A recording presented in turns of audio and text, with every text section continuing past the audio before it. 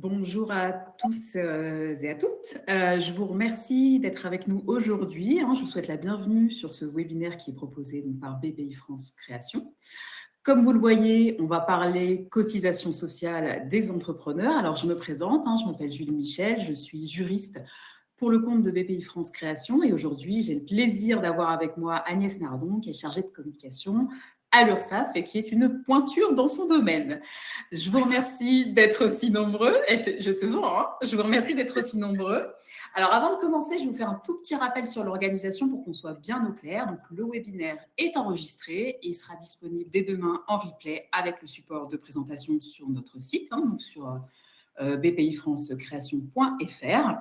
En bas à droite de votre écran, vous avez un onglet chat et un onglet questions. Je vous prierai, si vous le voulez bien, de garder l'onglet chat pour discuter entre vous. En revanche, n'hésitez pas à vous servir de l'onglet questions si vous avez donc des interrogations, des questions auxquelles vous souhaitiez que l'on réponde. Vous allez donc pouvoir poser vos questions et vous allez pouvoir liker également les questions qui vous intéressent. Donc, ça nous permettra de faire un petit peu le tri. Au sommaire d'aujourd'hui, je vous le disais, on va parler cotisation. On va aborder un premier chapitre sur la logique des cotisations avant d'entrer dans le vif du sujet pour savoir pourquoi c'est important ces cotisations sociales, pourquoi c'est important de les comprendre avant de se lancer. On abordera les grands statuts, les grands régimes, donc travailleurs non salariés, micro-entrepreneurs, assimilés salariés. Et puis, on fera un petit focus sur un cas particulier, celui des artistes-auteurs. Avant de commencer à rentrer dans le dur, je laisse la parole à Agnès pour qu'elle vous parle un petit peu de l'URSSAF quand même, sur le rôle et les missions de l'URSSAF et puis bien évidemment l'accompagnement qu'ils peuvent proposer. Merci beaucoup, Julie. Bonjour à toutes et à tous. Oui, alors l'URSSAF, on sait que ça existe et on n'a pas toujours une idée très précise de ce que c'est. Il faut savoir que depuis un peu plus de 80 ans, en fait, l'URSSAF agit bien sûr au service d'une protection sociale qui est durable et solidaire. On a vraiment ce système social en France.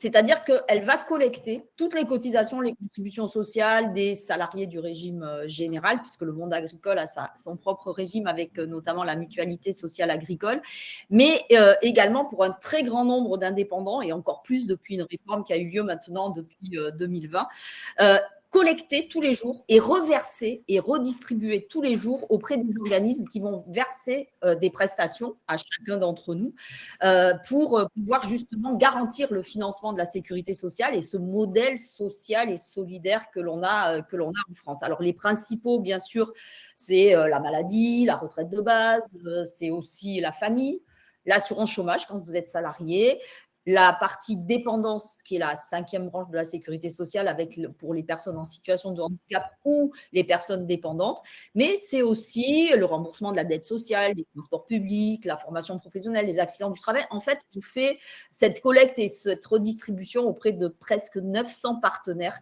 pour garantir justement ce système que l'on a. Alors, ce n'est pas la seule bien sûr, mission.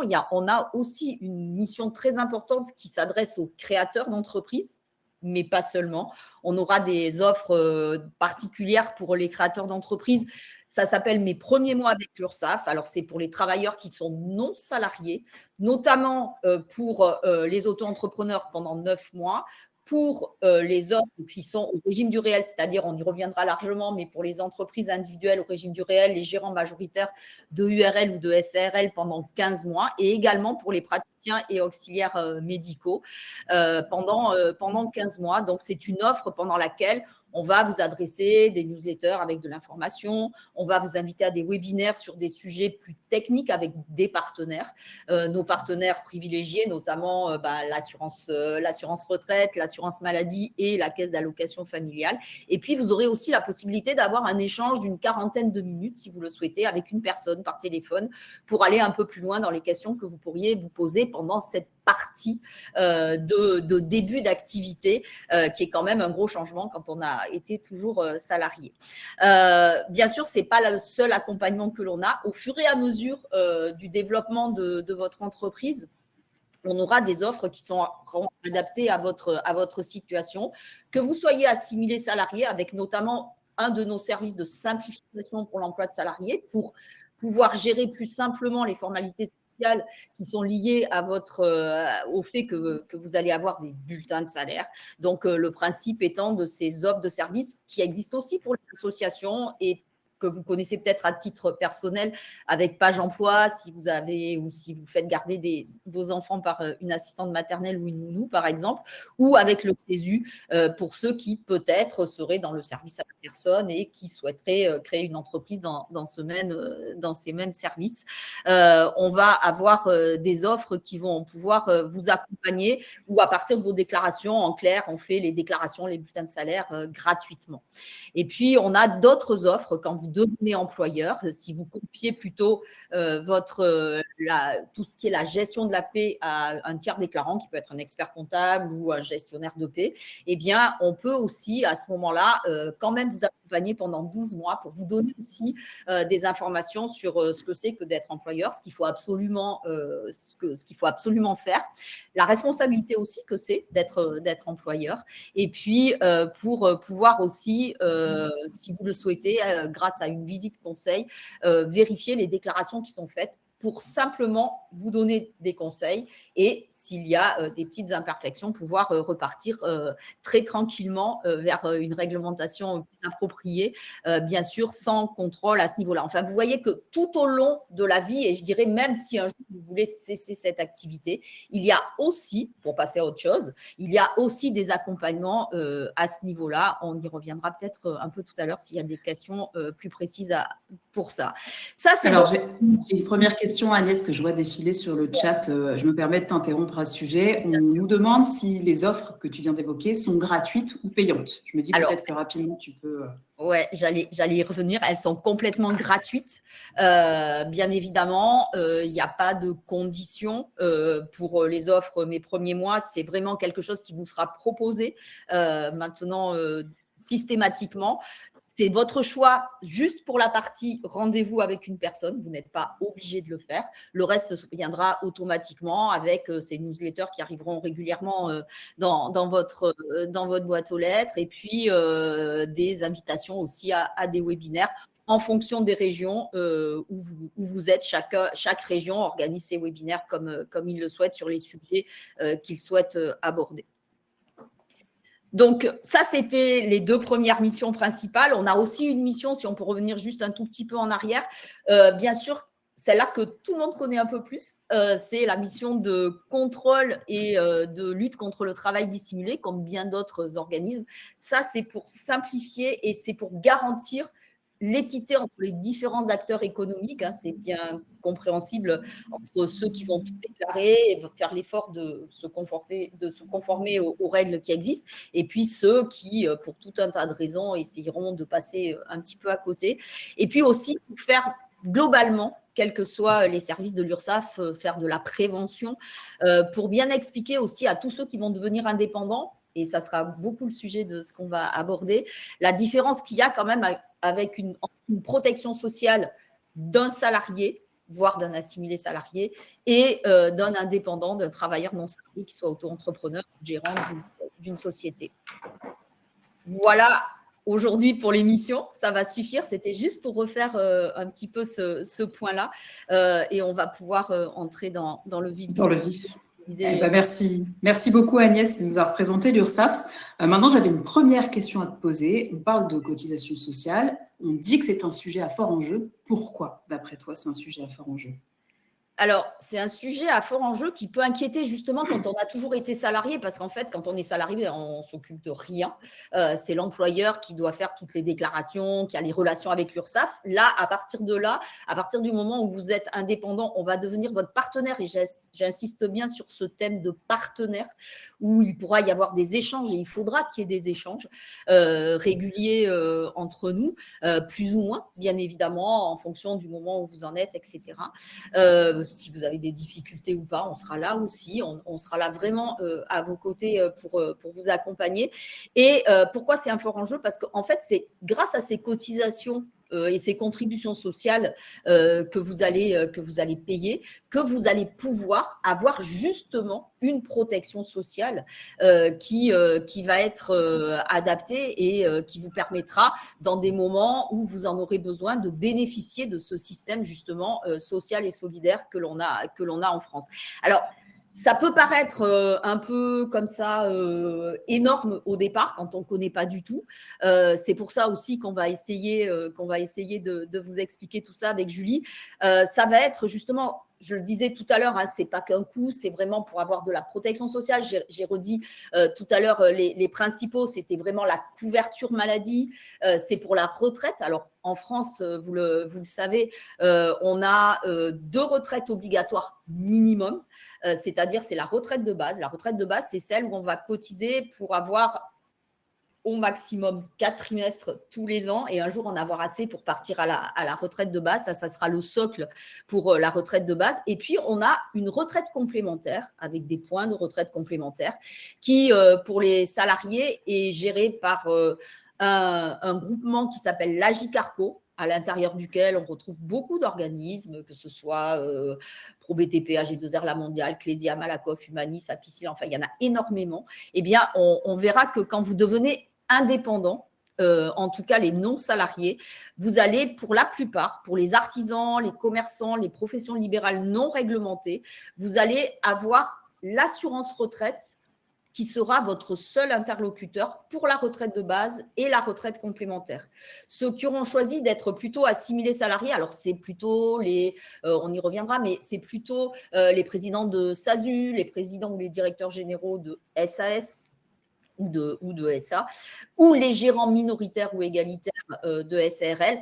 Eux resteront sur ce principe du salariat avec la retraite de base à l'assurance retraite et la retraite complémentaire par un des organismes de l'Agicarco. Donc ça, c'est pour la retraite. On va aussi cotiser pour tout ce qui sera maternité, paternité, l'invalidité décès, sur tout ce qui sera aussi la contribution pour la formation professionnelle. Ce n'est pas pour ça que vous ne garderez pas votre compte CPF, votre compte personnel de formation, on y reviendra. Et puis, ça sera aussi pour tout ce qui sera allocation familiale, les prestations familiales. Donc, en fait, toutes ces cotisations sociales que vous allez payer, quelque part, elles vont vous servir à vous ou vont servir pour ce système de solidarité que l'on a en France. Alors, j'ai déjà une question sur ce sujet-là, Agnès. J'ai Sandrine qui nous demande si les cotisations retraite seront reversées automatiquement au moment de la retraite ou bien si l'auto-entrepreneur aura des démarches à faire à ce moment-là. Alors, les mêmes démarches que quelqu'un qui fait sa demande de liquidation de ses droits retraite. Encore une fois, les auto-entrepreneurs, en ce qui concerne la retraite, excepté pour une vingtaine d'activités encore aujourd'hui, qui sont gérées par un autre organisme de retraite qui s'appelle la CIPAV, et à l'intérieur de ces activités, on retrouve aussi bien les architectes, les économistes de la construction, mais aussi les moniteurs de ski, les guides conférenciers, les psychologues, les psychothérapeutes, les ostéopathes, les diététiciens. Voilà, il y en a une vingtaine, vous les retrouverez sur notre site et sur le site de BPI également. Pour tous les autres, vous allez être géré justement par l'assurance retraite, c'est-à-dire pour la majorité d'entre vous, en tout cas, déjà l'organisme qui gère votre retraite en tant que salarié. Et donc, au fur et à mesure des années, votre compte, votre relevé de carrière va s'enrichir de ce que vous pourrez bénéficier comme trimestre de retraite et comme retraite complémentaire, puisqu'encore une fois, je l'ai dit tout à l'heure, la retraite complémentaire aussi sera gérée par l'assurance retraite. Et donc, tout cela va venir s'incrémenter au fur et à mesure des années. Et à la fin, quand vous demanderez votre liquidation pour partir à la retraite, l'assurance retraite fera un global entre votre activité salariée et votre activité, notamment auto-entrepreneur, si elle est gérée déjà totalement par l'assurance retraite. Ce que je conseille simplement, c'est que quand on est en train de changer de régime, de passer par exemple du salariat à une activité indépendante, c'est bien de faire un petit état des lieux, c'est-à-dire aller sur l'assurance retraite. Sauf évidemment pour ceux qui ne sont pas du tout gérés par l'assurance retraite. Donc, dans ces cas-là, il faudra le faire un peu différemment. Pour même les plus jeunes, à partir du moment où vous avez déjà travaillé, demandez un relevé de carrière et vérifiez que tout ce que vous avez travaillé avant, en fait, toutes les informations remontent de manière correcte. Par exemple, si vous avez travaillé, je ne sais pas, pendant 5 ans, ben, imaginons que vous avez travaillé à temps plein pendant 5 ans, donc normalement, vous devriez avoir 5 x 4, 20, vous devriez avoir 20 trimestres à 4 trimestres chaque année, puisque c'est très bien repris année par année entre le nombre de trimestres et le nombre de points. Si vous voyez qu'il y a une problématique au niveau des remontées d'informations, bien sûr, l'assurance retraite, surtout pour les plus jeunes, ne fera rien tout de suite, mais vous pouvez déjà rechercher vos bulletins de salaire, d'où l'importance de les garder. Si malheureusement, vous en avez perdu quelques-uns, peut-être que si on s'y prend assez tôt, vos employeurs existent encore, même s'ils ont plus ils ont archivé et qu'il n'y a plus d'archives pour les bulletins de salaire, mais ils peuvent en tout cas faire une attestation sur l'honneur comme quoi vous étiez bien présent dans l'entreprise à ces moments-là. Simplement pour qu'à la fin, si l'assurance retraite qui fait des recherches de son côté, bien évidemment, ne retrouve pas certaines informations, que vous puissiez compléter tout ça. Vraiment, la conservation des bulletins de salaire, elle peut vous paraître un peu embêtante. Pour autant, c'est vraiment ce qui pourra vous ouvrir des droits si, imaginons, à un moment donné, il y avait un de vos employeurs qui n'avait pas payé les cotisations. Le fait d'avoir un bulletin de salaire, ça vous ouvre quand même les droits. Donc ça, c'est vraiment important de les conserver. Plus ça ira, plus ils sont transmis de manière dématérialisée, mais ce n'est pas le cas pour tout le monde. Et du coup, ils seront vraiment importants. C'est vraiment important de les avoir et de rester comme ça. Alors, on a beaucoup de questions sur la retraite, sur les statuts particuliers. Alors, une question qui revient beaucoup, Agnès, c'est de savoir auprès de quel organisme on peut demander son relevé de carrière. Tu en parlais tout à l'heure. Voilà, les gens se demandent, voilà, à qui je demande ce fameux relevé de carrière? Alors, vous allez sur l'assuranceretraite.fr et vous créez votre compte si vous ne l'avez pas encore et vous demandez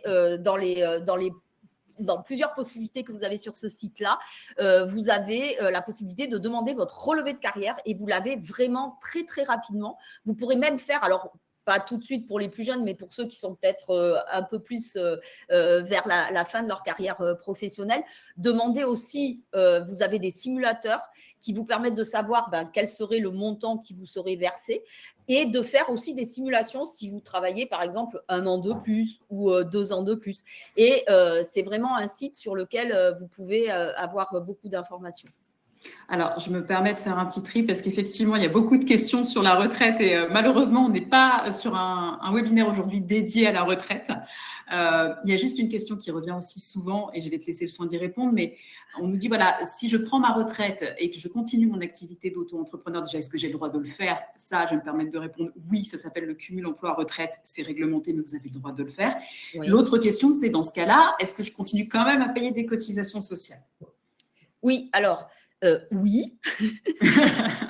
Alors, oui aux deux. C'est-à-dire, si vous avez une retraite à taux plein, vous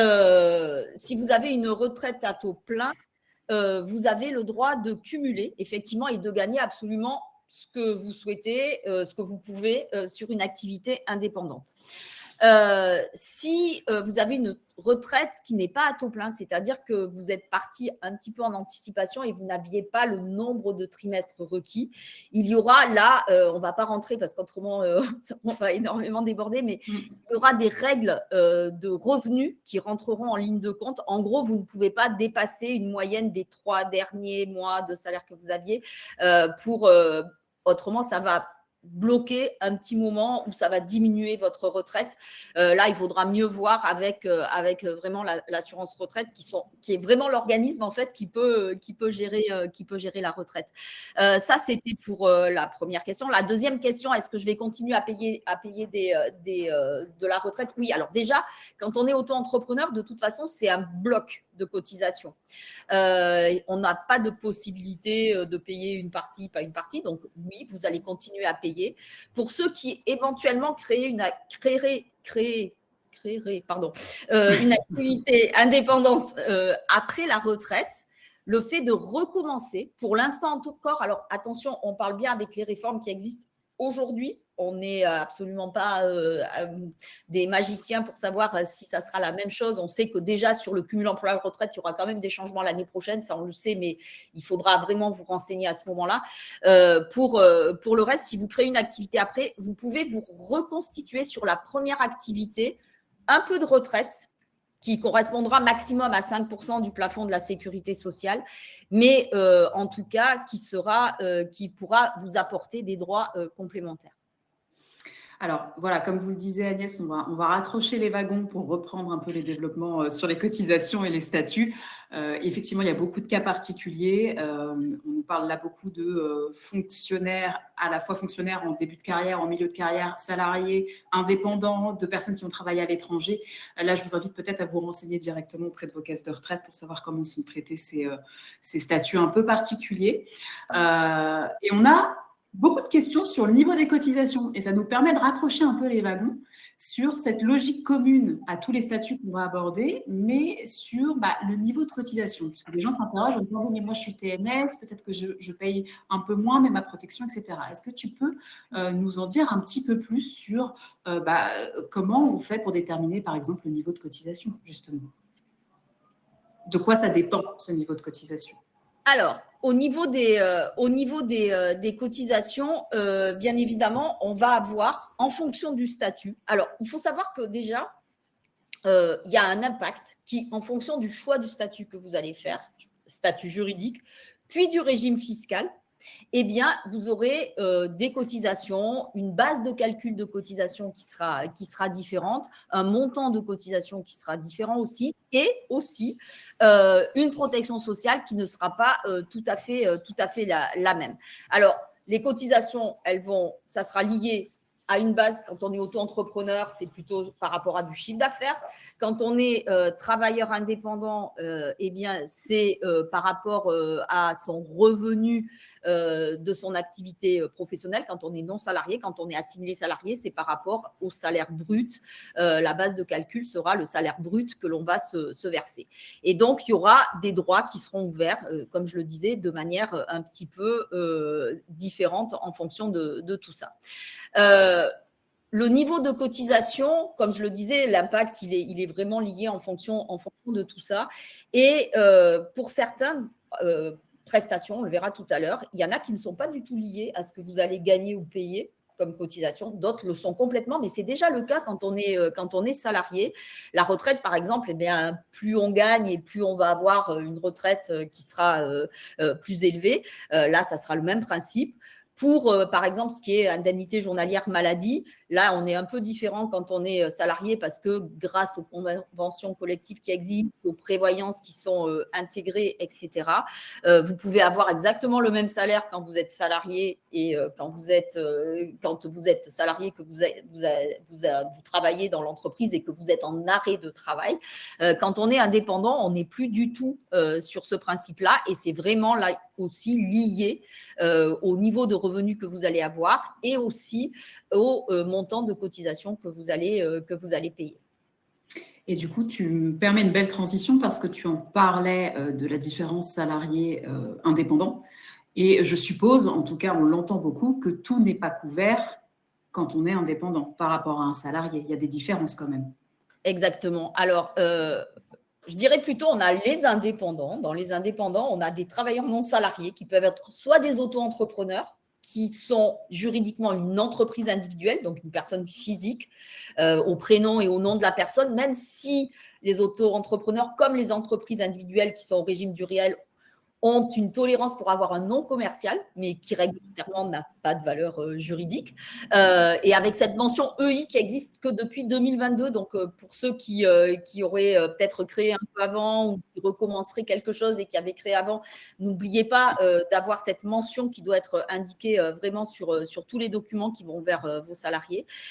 Donc, on a ces auto-entrepreneurs, on a ces gérants majoritaires d'une ERL, forcément parce que vous êtes tout seul ou toute seule, et gérant majoritaire ou co-gérant d'une SARL. Là, on va avoir en fait une protection sociale voulue par ces indépendants depuis un peu historiquement, là aussi, de dire, eh bien, on préfère une protection sociale un peu à la carte, on va dire, c'est-à-dire avec un socle qui est correct, mais qui demandent à être complétés par un certain nombre de contrats que l'on peut prendre auprès d'organismes privés pour venir compléter cette protection sociale. Alors, qu'est-ce qui est couvert, qu'est-ce qui n'est pas couvert, notamment, c'était juste mentionné sur la diapositive d'avant. Ce qui est très important, ce qu'il faut savoir, c'est que quand vous êtes travailleur non salarié, il n'y a pas du tout de prévoyance. Donc, ça veut dire, on le verra tout à l'heure, que pour certaines prestations, vous allez avoir la partie sécu, soit globalement et très bien, soit un peu moins, puisque, encore une fois, la prévoyance va venir compléter tout ce qui est incapacité de travail, c'est-à-dire je suis en arrêt maladie, malheureusement, ça se complique un peu, il y a une invalidité qui va être détectée, etc., avec des classes d'invalidité, tout ça, ou encore pire, un décès. Ça, là, vous avez une partie sécu qui est calculée de la même façon que les salariés, pour les indépendants, etc. Et si vous ne prenez pas un contrat de prévoyance chez un organisme privé, eh bien, il n'y aura que la partie sécu qui vous sera versée. Pour venir compléter ça, il faudra vraiment qu'il y ait une prévoyance et peut-être on aura l'occasion d'y revenir tout à l'heure. Ensuite, quel que soit le statut que vous allez créer, que ce soit un auto-entrepreneur, un assimilé salarié, un gérant, etc., vous ne cotisez plus. Là aussi, c'est une volonté des indépendants de ne pas être obligés de cotiser à l'assurance chômage de manière obligatoire. Vous avez des organismes privés qui existent, qui peuvent faire le remplacement de l'assurance chômage via France Travail, mais en tout cas, ça fait partie de ce qui n'est pas pris en charge de manière automatique. De même que pour les accidents du travail, et même si avec le système social qu'on a en France, on n'est pas laissé sur le bord du trottoir. Et de la même manière, on ne cotise jamais en tant que cadre, même si on a des revenus qui pourraient faire que si on avait ce même revenu en tant que salarié, on serait considéré comme un cadre. Donc ça, c'est pour les travailleurs non salariés. Et pour tout cela, auto-entrepreneurs ou travailleurs non salariés au régime du réel, eh bien, il faudra venir compléter cette protection sociale dès que vous le pouvez pour essayer d'obtenir une protection sociale qui ressemble à celle que vous connaissez en tant que salarié. Alors, bien sûr, vous allez avoir des choix à faire. Bien sûr, on ne peut pas toujours tout mettre en place dès le début. On le verra parce que c'est aussi, il faut quand même que vous puissiez payer cette prestation-là ou que votre entreprise, quand c'est au régime du réel, puisse aussi payer ces cotisations-là. Donc, c'est important. Pour autant, notamment sur la prévoyance, qui est vraiment quelque chose de très, très important, c'est le fait qu'en plus, vous avez un questionnaire médical à l'entrée auprès de ces organismes privé, qui fait que il ne faut pas attendre d'avoir quelque chose pour y rentrer. Il faut essayer d'y rentrer le plus rapidement possible. Si vous y rentrez très jeune, ça sera moins cher. Ça fait partie de ces contrats où plus on prend de l'expérience et plus c'est cher. Et vous avez aussi des délais de carence qui sont un peu différents de ceux que l'on a quand on est salarié. Et donc là, j'insiste, j'enfonce le clou ou les portes que Agnès a ouvertes, mais quand on parle de compléter, notamment en souscrivant une prévoyance, en tant qu'indépendant, on pense bien sûr au cas des artisans qui sont l'exemple parfait, un charpentier qui tombe d'un toit, etc.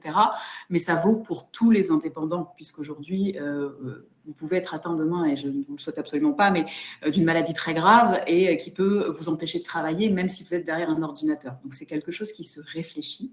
Et au-delà de ça, juste pour compléter aussi, on n'y pense jamais, mais et bien sûr, évidemment qu'on espère qu'il ne se passera jamais rien, mais ne serait-ce qu'un accident, même s'il n'est pas grave en soi sur toute votre vie, mais sur le moment, il vous empêche quand même de travailler, un accident de trajet, simplement, c'est aussi important d'avoir cette prévoyance pour passer ce moment, pour que vous ayez… Alors, il ne faut pas prendre n'importe quoi comme contrat de prévoyance, il faut prendre quelque chose qui est adapté à sa situation. Bien évidemment que quand vous prenez de la prévoyance, ce n'est pas pour gagner plus que quand vous travaillez, ce n'est pas le sujet. Le sujet, c'est de vraiment voir avec ces organismes-là, qui vous poseront de toute façon des questions, c'est que vous puissiez au moins payer tous vos frais fixes pendant une période où vous ne pourriez pas travailler. c'est la grosse différence quand vous êtes salarié. De toute façon, vous avez quand même un salaire qui est là, alors que quand vous êtes indépendant, surtout si on est un peu en début d'activité et comme on est tout seul, etc., eh bien, si vous arrêtez de travailler, il y a un peu tout qui s'arrête. Donc, c'est vraiment ça qui est important à bien comprendre. Et ce qui est parfait, c'est que tu as répondu aussi à une des questions qui était beaucoup posée, c'est auprès de qui on peut se renseigner. Et ben là, faites jouer la concurrence. Ça reste des banques, des assurances, des organismes spécialisés. Vous y allez, vous prenez rendez-vous, vous exposez votre cas. Et comme pour l'assurance habitation que vous avez prise ou l'assurance voiture, vous faites jouer la concurrence. Exactement.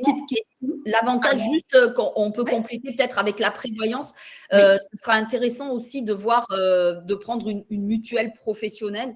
Je pense notamment à ceux qui sont auto-entrepreneurs et qui peut-être sont en portabilité. Je vais faire un petit focus peut-être là-dessus. Attention, quand vous allez créer une entreprise, aujourd'hui, on le sent bien, hein, il y a des conventions, des contrats, des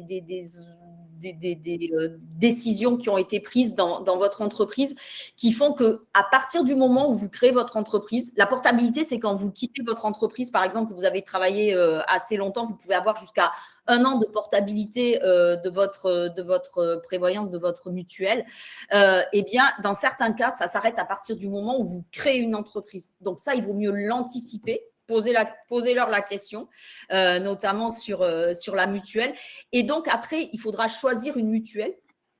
Ça peut être, vous pouvez être couvert par quelqu'un d'autre, vous pouvez en prendre une perso.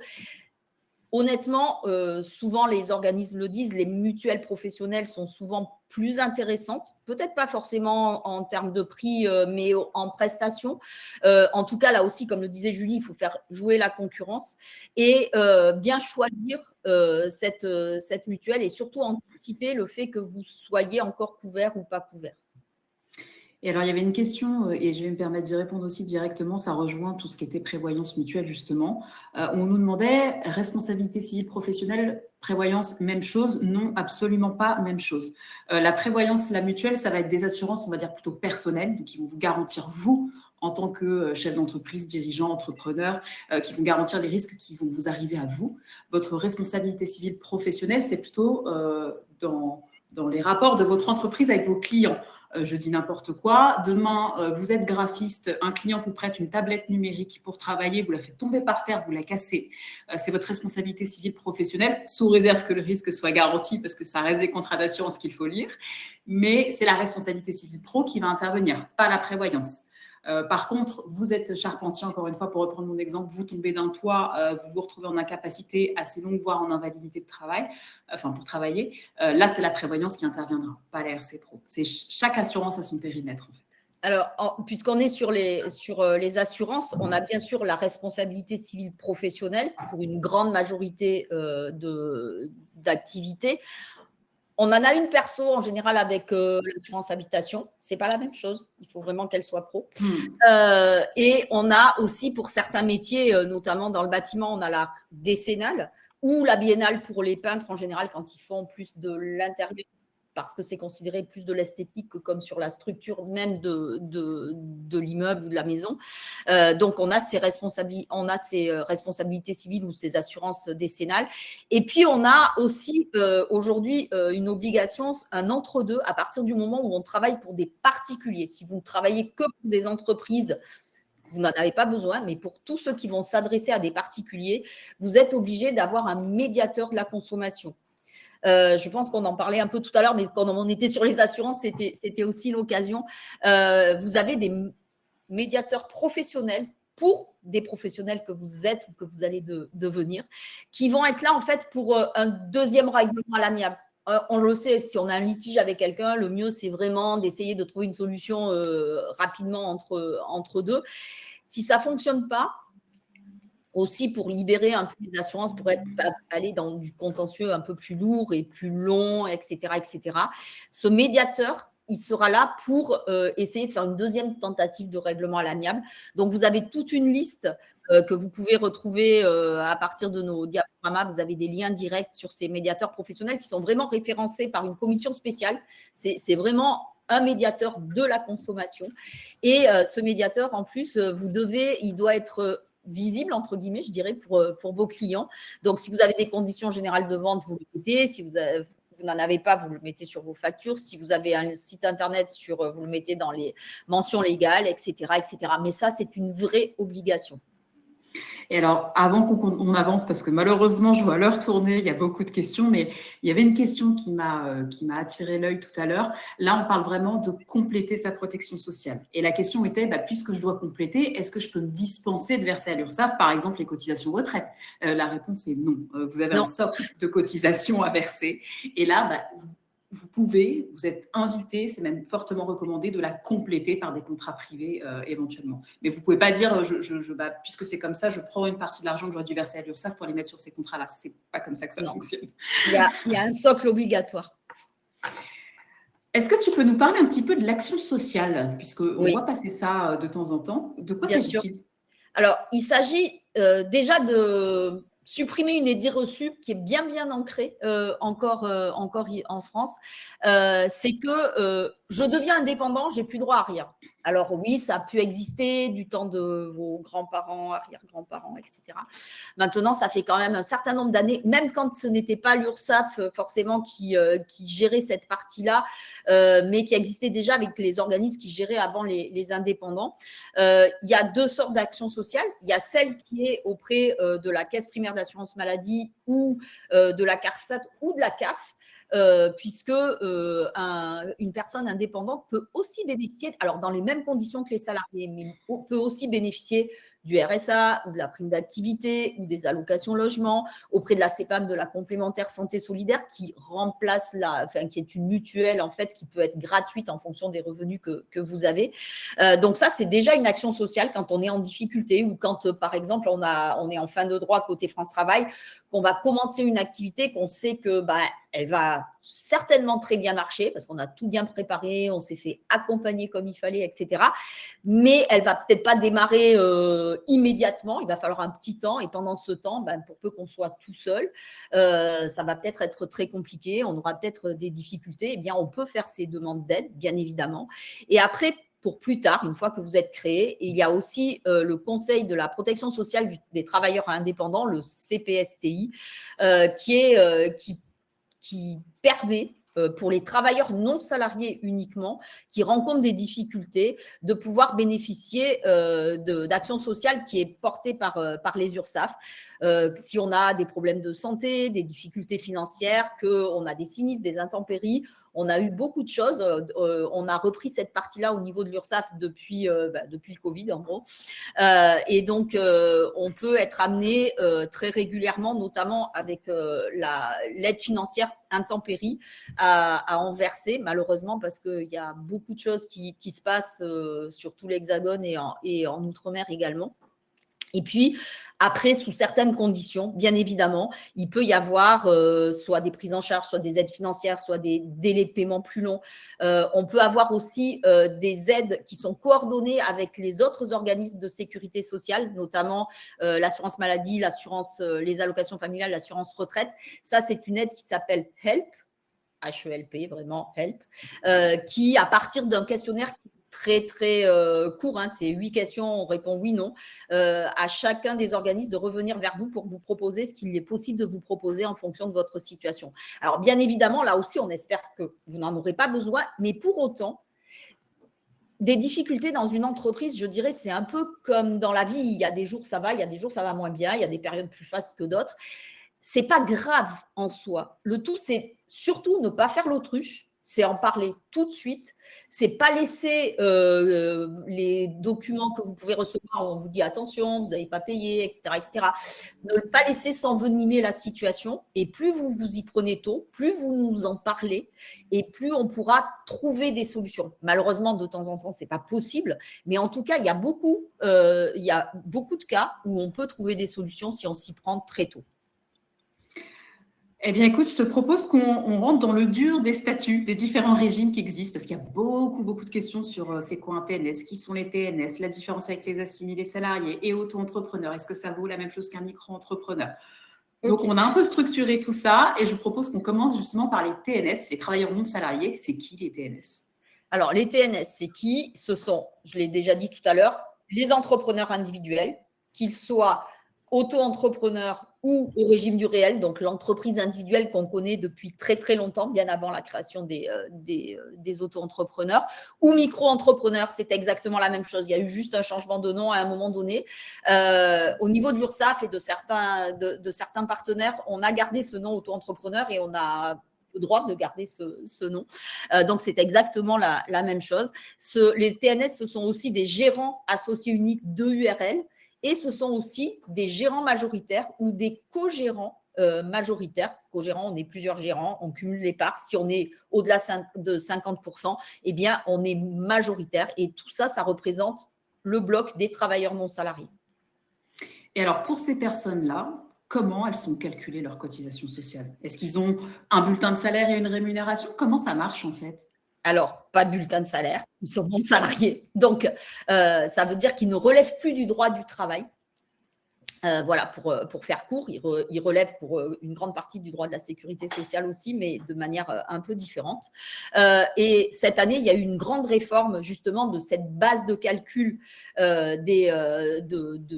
l'assiette, de la base de calcul des cotisations. Assiette sociale, base de calcul des cotisations, ça veut dire exactement la même chose.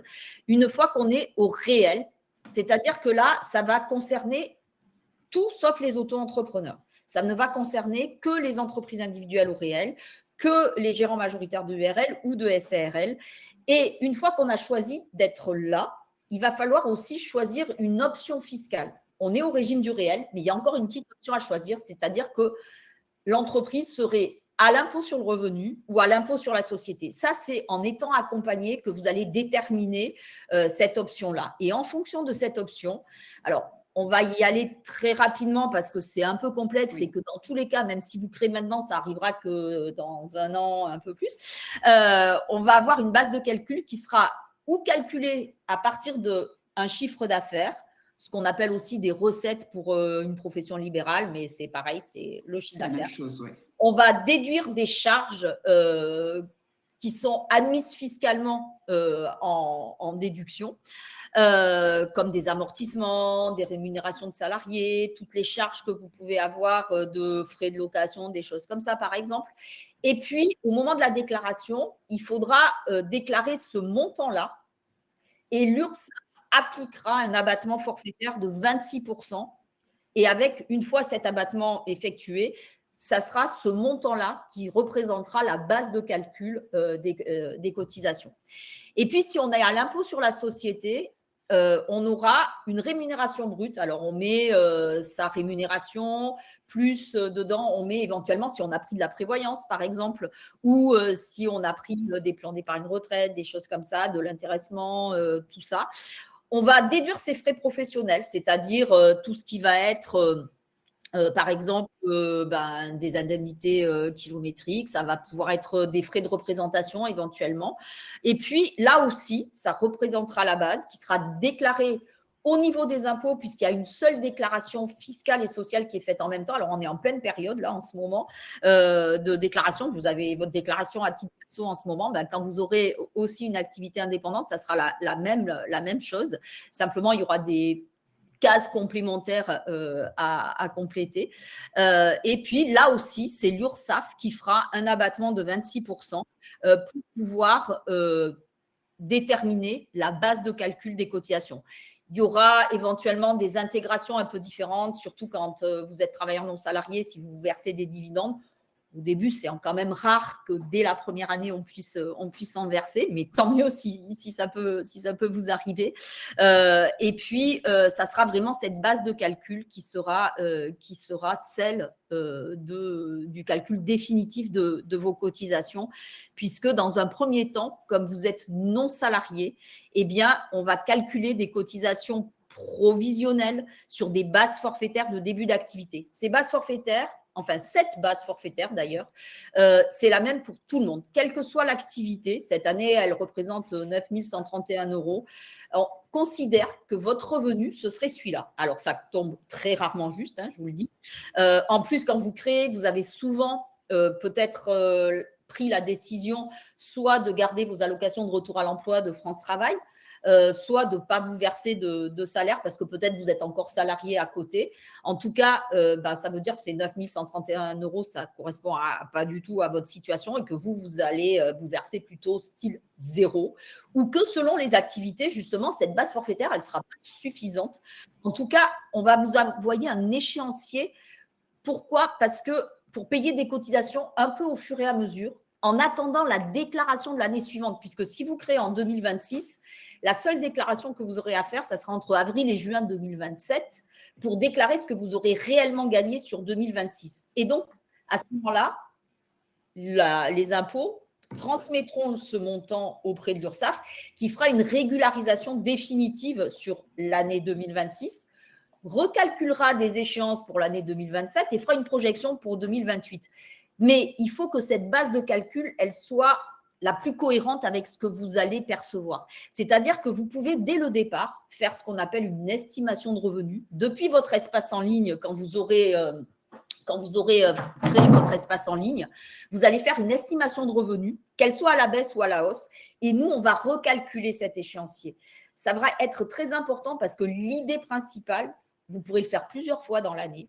L'idée principale, c'est bien que quand vous allez recevoir la régularisation définitive, elle soit la plus petite possible et que vous ne soyez pas surpris, soit par avoir à payer énormément de cotisations en très peu de temps parce que vous avez trop peu payé, soit l'inverse, qui n'est pas bien non plus, parce que si vous avez trop payé qu'on doit vous rembourser, ça veut dire que vous avez payé à un moment où peut-être ça vous aurait arrangé d'avoir ce montant-là pour faire autre chose. Donc, ça veut dire que là, il va falloir que vous soyez proactif sur cette partie-là, vous tout seul ou avec votre conseil, pour faire une estimation de revenus et que l'on puisse calculer ces provisions au plus près de ce qui sera la réalité de votre rémunération. Si les travailleurs non salariés, vous devez retenir vraiment un service très, très important, c'est vraiment cette estimation de revenus qui met très souvent dans la galère des indépendants et qui peut être vraiment réglée en vraiment quelques secondes. Alors oui, parce que du coup, on a 2 ans, entre guillemets, de décalage. Donc effectivement, la situation peut beaucoup évoluer. Alors, je me permets juste de reprendre la parole 30 secondes parce qu'il y a beaucoup de questions. Oui, on parle bien des entrepreneurs individuels au régime réel, là, en TNS. Oui. On ne parle pas des micro-entrepreneurs. Ça, on va y venir après. C'est encore un régime différent. Et je voyais quelques personnes tiquer sur l'histoire de l'abattement forfaitaire de 26%. On ne parle pas de fiscalité, là. Parce qu'ils disaient, oui, mais je suis au réel. Oui, vous êtes au réel fiscalement parlant. Vous pouvez déduire vos charges si tant est qu'elles sont admises en déduction fiscalement. Cet abattement de 26%-là, c'est bien pour le calcul, la base de calcul de vos cotisations. C'est vraiment 2 choses différentes. On a fiscalité et droit social qui s'entremêlent pour déterminer votre statut, mais néanmoins, les bases de calcul sont quand même différentes. Fisc et droit, et protection sociale ne sont pas alignés en la matière. Alors justement, c'est la première année depuis très longtemps que ce n'est pas la même base pour les impôts et pour les cotisations sociales. Vous pourrez retrouver la différence qu'il y aura fiscalement entre si vous êtes à l'impôt sur le revenu ou à l'impôt sur les sociétés. Mais effectivement, aujourd'hui, le but, c'était vraiment de parler plus que de la partie sociale. Et alors, j'ai bien compris ton développement, mais il se passe quoi ? Petit spoil, vous avez vu passer la slide très rapidement, mais il se passe quoi si j'ai peu de chiffre d'affaires, peu de recettes, voire si je n'ai rien du tout? Est-ce que je dois payer des cotisations? Alors, les travailleurs non salariés sont les seuls, en fait, même s'ils ont 0 de revenus, à payer quand même des cotisations minimales. Mais l'avantage, c'est que ça vous ouvre des droits et vous allez valider grâce à ce montant de cotisation minimale. Alors, pour la plupart d'entre vous, ça sera aux alentours de 1 300 € pour l'année, donc un tout petit peu plus que 100 € par mois. Ça vous permet d'avoir 3 trimestres de retraite validés et cotisés, d'avoir des ouvertures de droits pour des indemnités journalières pour ne pas être à 0, puisque je vous rappelle, les indemnités journalières notamment, c'est si vous avez 0, vous avez 0, quoi. Et d'avoir également de l'invalidité d'essai si malheureusement il y en avait besoin, et la contribution à la formation professionnelle. Parce que selon ce qu'il vous arrive et pour les raisons pour lesquelles vous avez 0 de revenus, ce n'est pas pour ça qu'on ne peut pas être amené à se former, et on fera un petit point spécifique sur la contribution à la formation professionnelle tout à l'heure. Alors, avant de passer au micro-entrepreneur, parce que c'est un sujet qui a l'air de passionner, et pareil pour les assimilés salariés, quelqu'un se disait « Ah là là, assimilés salariés, cotisation minimale ou pas », on viendra à ça quand on parlera des assimilés salariés, mais petite comparaison, puisque ça c'est quelque chose qui revient beaucoup. Ouais. TNS, assimilés salariés, les vraies différences selon toi, quelles sont-elles? Alors, les vraies différences, on a déjà commencé à en parler tout à l'heure. Hein.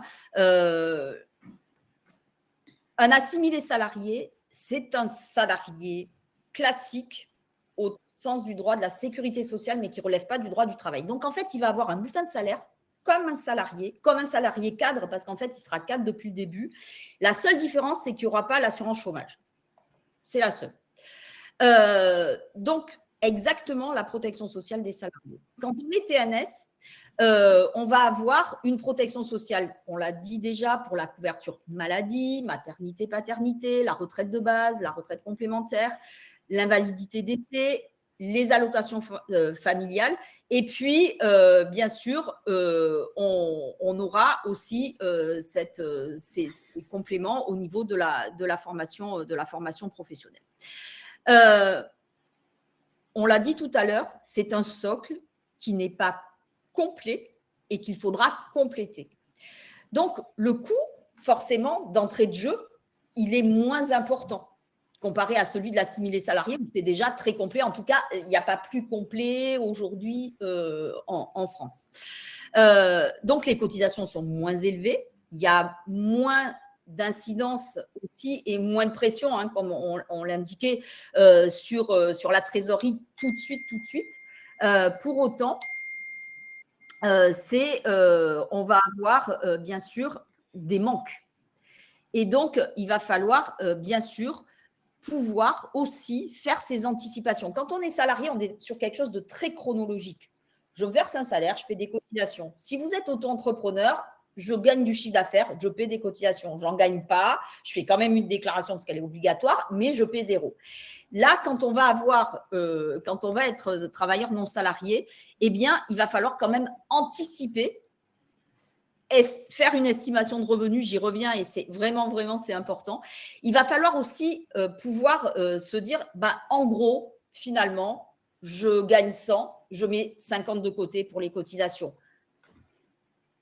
C'est un petit peu moins, mais c'est plus facile à calculer à 50%, en sachant qu'il y aura des choses à compléter. Il va falloir aussi pas raisonner au jour le jour comme on peut avoir l'habitude quand dans sa vie perso. Dès qu'on a une entreprise et qu'on endosse cette posture de chef d'entreprise, il va falloir avoir un peu plus de visibilité, prendre un peu plus de hauteur sur tout ça et raisonner plutôt à moyen terme. On verra que pour certaines choses, on n'a pas des prestations qui sont calculées non plus comme les salariés. Ça peut être sur des temps plus longs, qui peuvent être plus avantageux ou moins. C'est toujours pareil, il y a toujours des plus et des moins. Donc là, c'est la même chose. Et donc, ce qui est important vraiment, c'est encore de compléter, encore une fois, cette protection sociale. Et tu fais bien d'insister là-dessus parce que c'est quelque chose qu'on rencontre très souvent. Quand on se lance, on se dit « Waouh, super, j'ai facturé tant, génial !» Sauf que sur ces temps, il faut vous dire, quand vous calculez soit le prix de votre prestation, votre TJM, si vous êtes sur des métiers un peu plus liés au conseil, la formation, tout ça, il faut bien vous dire que ce que vous allez encaisser n'est pas ce qui va atterrir dans votre poche, si je parle de manière très triviale. Vous allez avoir des cotisations à payer, vous allez avoir éventuellement des coûts liés aux assurances complémentaires, c'est pareil. Alors là, on s'éloigne un peu du social pour s'approcher du fiscal, mais il y a parfois certaines situations où vous allez être tenu de régler de la TVA si vous atteignez certains seuils. Et puis, il ne faut pas que vous preniez un peu vos clients, pas en traître, mais que vous augmentiez d'un coup, par exemple, de 20% votre facture parce qu'il y a la TVA. C'est plein de petites choses comme ça anticipées, mais quand vous faites votre prévisionnel, gardez bien ça en tête. Ce que vous facturez et ce qui arrive sur le compte de l'entreprise n'est jamais ce qui atterrit à la fin pas dans votre poche. Oui, et de toute façon, quel que soit le statut que vous allez créer, que ce soit un auto-entrepreneur ou autre chose, la préparation, c'est exactement la même. Ce n'est pas parce que l'auto-entrepreneur, c'est simple une fois qu'on a créé à gérer, qu'on se dit, ouais, bon, je crée ça vite fait entre deux. Pas du tout. La préparation, ça passe par une étude de marché, un prévisionnel, un business plan, déterminer vos prix. Et dans ces prix, ça veut dire que vous mettez une proratisation de toutes les charges que vous allez avoir. Avoir en gros un pourcentage de charges fixes tout global, voilà, en disant je sais que quand je me verse 100, il me reste déjà avec tout ce que je dois payer à peu près ça. Et votre détermination de prix, ça va rentrer aussi dans ce contexte-là. Il faudra savoir comment vous allez commercialiser, communiquer. En fait, il va falloir devenir aussi chef d'entreprise. C'est ça le sujet. C'est ça. Et c'est pour ça que c'est important de se faire accompagner avant de créer. Après, on se fait accompagner pour le développement et tout ça.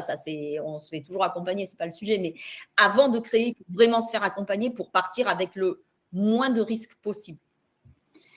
Et alors, du coup, on va aborder maintenant le fameux cas des micro-entrepreneurs. Donc, j'ai une personne qui me dit, j'ai entendu que entreprise individuelle, ça regroupait aussi les auto-entrepreneurs et micro-entrepreneurs. Et là, j'entends que c'est différent. Alors oui, vous avez raison. En fait, juridiquement parlant, les auto-entrepreneurs / micro-entrepreneurs, c'est un peu la même chose, hein, c'est même complètement la même chose, sont juridiquement des entrepreneurs individuels. Mais au niveau de la protection sociale, ça ne marche pas pareil. Et au niveau fiscal, ça ne marche pas tout à fait pareil non plus. Pourquoi ? Parce qu'un micro-entrepreneur, comme on vous le disait, c'est un entrepreneur individuel, mais qui a un régime social et un régime fiscal allégé. Des obligations comptables également allégées, mais ça, on va pas traiter ça aujourd'hui. Si on parle de la fiscalité… Alors, si on parle déjà des grands principes de ce régime fiscal particulier, puisqu'en fait, c'est vraiment un global. C'est-à-dire, quand on est auto-entrepreneur, on épouse le fait d'être en entreprise individuelle, au régime fiscal de la micro-entreprise et à l'impôt sur le revenu. C'est un package. On n'a pas d'option possible. Tout à l'heure, j'ai parlé des options, impôt sur le revenu, impôt sur la société, ça n'existe pas là. C'est un package global. Et ce régime fiscal de la micro-entreprise, il a 4 grands principes, on va dire. Notamment, on va raisonner en chiffre d'affaires, c'est-à-dire que ce sera le chiffre d'affaires qui sera, alors, le chiffre d'affaires hors taxe encaissé, qui sera la base de calcul pour vos cotisations. Et ce chiffre d'affaires, eh bien, il ne faut pas dépasser certains seuils. Par année civile, alors ils ont augmenté un peu cette année, pour ceux qui seraient surpris des montants. Si on fait une activité de vente, de fabrication, de transformation et de vente ou de denrées emportées et consommées sur place, c'est 203 100 € pour une année civile complète. Ça veut dire quoi ? Ça veut dire que si vous commencez en cours d'année, eh bien, il faut faire une proratisation, c'est-à-dire calculer le nombre de jours. Vous avez des exemples sur notre site pour faire ce calcul de proratisation. Et si vous êtes plutôt en prestation de services, soit en BIC, bénéfices industriels et commerciaux, ou en BNC, en bénéfices non commerciaux, eh bien là, c'est 83 600 € pour une année civile complète, proratisée également comme le reste. Et comme c'est une entreprise individuelle, une personne physique, vous ne pouvez avoir qu'une seule auto-entreprise. En revanche, dans cette auto-entreprise, vous pouvez avoir plusieurs activités, même si elles n'ont rien à voir entre elles. Et donc, vous pouvez très bien avoir une activité de vente, par exemple, et une activité libérale. Eh bien là, ça sera 203 100 € maximum pour l'année civile, dont 83 600 pour la partie prestation de services ou activité libérale. Alors, petite précision, les seuils ont augmenté, je tiens à être très claire, pour 2026. Oui. C'est-à-dire que là, quand vous déclarez vos revenus 2025, on va regarder les seuils qui étaient applicables en 2025. Donc, c'est bien 77 700 € pour les BNC en 2025. Et alors, il y a une question qui revient beaucoup, Agnès. C'est, tout à l'heure, vous avez dit entreprise individuelle, micro, TNS. Et là, on dit micro. Pourquoi ? Alors, on va y venir, Agnès va vous expliquer tout ça, parce que vous n'êtes pas assimilé salarié. Vous êtes vraiment un travailleur non salarié, mais comme on le disait en introduction, peut-être un peu vite, avec un régime social simplifié par rapport à un TNS classique. En fait, on a 2 cas de TNS et un cas d'assimilé salarié. C'est ça. Dans les travailleurs non salariés, on a les auto-entrepreneurs qui, du fait du succès, on va dire… c'est devenu presque un régime à part entière. Et donc, ce sont des travailleurs non salariés, mais avec toutes ces particularités qu'on a commencé à donner déjà depuis un petit moment. Et puis, on a les autres travailleurs non salariés qui sont donc les entreprises individuelles au régime du réel, qui sont exactement sur le même régime que les gérants de URL ou de SARL. Et puis, de l'autre côté, on a les assimilés salariés qui, eux, sont soit des présidents de SASU, des présidents de SAS, des directeurs généraux de SAS ou encore des gérants minoritaires ou égalitaires de SARL, puisque la SARL, on peut être des deux côtés en fonction du nombre de parts que l'on a, de la fonction que l'on a au sein de cette société. Mais ce sont bien des travailleurs non salariés aussi, mais avec un régime particulier, les auto-entrepreneurs. Et du coup, la particularité, si on revient sur la fiscalité d'un auto-entrepreneur ou d'un micro-entrepreneur, c'est que au-delà de ces seuils de chiffre d'affaires à ne pas dépasser, vous ne pouvez pas déduire vos charges. Alors, ça, c'est pas de déduction des charges au réel, puisque tout à l'heure, on avait beaucoup de questions sur je suis en micro-entreprise, pourquoi je suis imposée sur mon chiffre d'affaires hors taxe et pas hors taxe et hors cotisation. Alors, oui. Comme je le disais tout à l'heure, il y a toujours des avantages et des inconvénients. C'est pour ça que ce régime auto-entrepreneur, il n'est pas forcément adapté à tout le monde. Il est principalement adapté soit vraiment pour un début d'activité où on ne sait pas trop déjà si on va être bien en tant que chef d'entreprise, si ça va nous plaire, si ça va, enfin, toutes ces considérations-là, on peut le tenter quelques mois. En revanche, pour quelque chose d'un peu plus long, plus ou moins moyen, long terme, c'est quelque chose qui va être adapté à toutes les activités qui auront le moins de charges possible. Parce que justement, ces 4 grands principes du régime de la micro-entreprise, c'est on raisonne en chiffre d'affaires, on a une partie franchise de TVA, sauf si vraiment on veut facturer de la TVA dès le départ. On y reviendra peut-être s'il y a des questions là-dessus. Et puis, on ne déduit aucune charge et on n'amortit pas le matériel. C'est un package. Et c'est comme ça. Il n'y a pas oui mais non, c'est comme ça. Et donc, simplement, on va calculer les cotisations donc, sur ce chiffre d'affaires hors taxe encaissé. Même si un jour vous facturez de la TVA, tout ce que vous devrez déclarer à l'assurance chômage, par exemple, si vous avez encore des droits, à la CAF, si vous avez des prestations, à l'URSSAF pour calculer les cotisations et aux impôts pour l'impôt sur le revenu lui-même, ça sera toujours le chiffre d'affaires hors taxe. Et pourquoi encaisser? Parce que vous attendez d'avoir encaissé le montant de votre facture pour déclarer ce montant. Imaginons, vous avez un client qui malheureusement ne vous paie pas tout de suite, mais vous paie plutôt 2-3 mois plus tard. Eh bien, vous attendez d'avoir encaissé l'argent. Ça vous évite de faire l'avance du paiement des cotisations et ça préserve votre trésorerie de cette manière-là. Et puis, côté impôt, il y a 2 possibilités pour payer l'impôt sur le revenu. On va dire le classique, c'est-à-dire que vous encaissez du chiffre d'affaires toute l'année et puis lors de la déclaration d'impôt, toujours pareil, entre avril et juin de l'année suivante, vous allez déclarer la totalité de votre chiffre d'affaires hors taxe, qu'il soit en BIC ou en BNC ou ventilé entre les deux. Et avant d'intégrer ce montant-là dans vos autres revenus de votre foyer fiscal, les impôts feront des abattements forfaitaires pour frais professionnels. Ils seront de 34% si vous êtes en BNC, de 50% si vous êtes en prestation de service en BIC et de 71% si vous êtes dans la vente, la fabrication ou la vente à emporter. Donc, vous voyez que ces taux d'abattement sont importants et selon le montant du chiffre d'affaires, ça peut faire que vous ne payez pas d'impôts parce que vous êtes encore en dessous des seuils dans le barème progressif, etc. Et puis, il y a une autre possibilité, sous condition de revenus, d'opter pour ce qu'on appelle le versement libératoire de l'impôt sur le revenu, où là, il faut déjà avoir atteint quand même un certain montant de chiffre d'affaires pour que ce soit intéressant et se poser les bonnes questions et faire les simulations sur le site des impôts entre les deux. La seule chose qu'on peut vous dire, c'est si vous ne payez pas d'impôt aujourd'hui, si vous n'avez pas une activité qui va forcément, je n'ai pas dit qu'il n'allait pas fonctionner, mais qui n'allait pas forcément démarrer très vite au niveau du montant encaissé de chiffre d'affaires, eh ben, ça ne vaut pas le coup de prendre ce versement libératoire. Pourquoi? Simplement parce que, oui, on peut être tenté de le faire parce qu'on paie au fur et à mesure. On se dit, oh, ben, comme ça, c'est fait, j'ai payé, OK. On peut être tenté parce qu'on se dit, oh ben les pourcentages, vous le voyez, hein, 1% en vente, 1,7% en prestation de service en BIC, 2,2% pour les BNC. On se dit, oh ben, ce n'est pas beaucoup. Oui, mais par contre, la base de calcul n'est pas du tout la même puisque, en fait, c'est sur la totalité du chiffre d'affaires. Je gagne 1 euro, je paie des impôts.